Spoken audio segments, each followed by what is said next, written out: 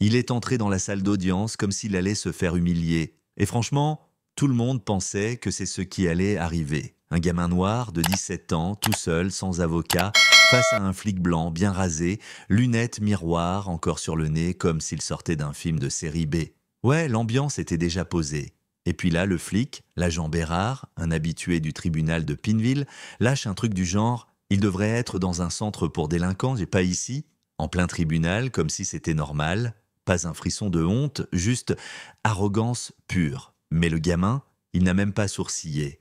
Il s'est levé, a redressé un peu son pull trop grand et a dit calmement « Votre honneur, je vais me défendre moi-même ». Et là, même la greffière a levé les yeux de son clavier. Personne ne s'y attendait. Faut que je vous raconte qui c'était. Il s'appelait Malik Doucouré, fils d'une aide-soignante et d'un gars qui bossait de nuit au dépôt de bus.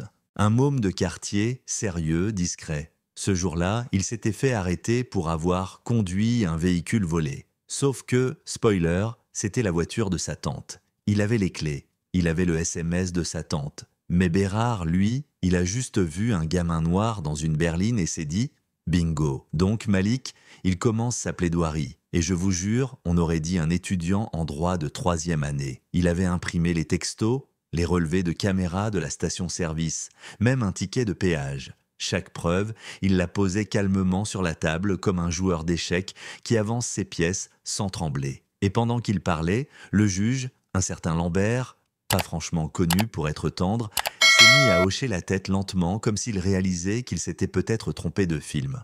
Et là, twist inattendu, Malik demande la lecture d'un enregistrement. Le juge autorise.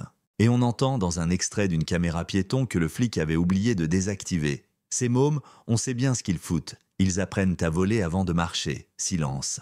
Un silence coupant comme un rasoir. On entend même quelqu'un dans la salle murmurer un « waouh » étouffé. Le juge se penche, retire ses lunettes et demande d'un ton tranchant « Agent Bérard, vous avez vérifié la plaque du véhicule avant d'interpeller le jeune homme ?» Et là, rien. Juste le bruit de la gorge sèche du flic. Parce qu'il savait. Il savait qu'il avait merdé. Quelques secondes plus tard, bang, l'affaire est classée. Non-lieu total. Malik ressort libre, son casier vide. Et Bérard, suspension immédiate, enquête interne. Même ses collègues n'ont pas levé les yeux pour le défendre. Mais vous croyez que c'est fini? Pas tout à fait. Une semaine plus tard, Malik reçoit une lettre.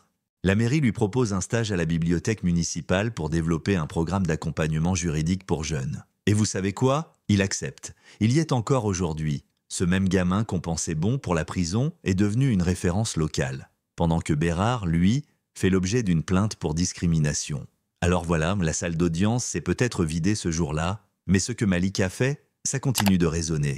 Il a retourné le scénario sans violence, sans cri, juste avec du courage, de la préparation et une foi immense en sa propre vérité. Mais dites-moi, est-ce que ça suffit?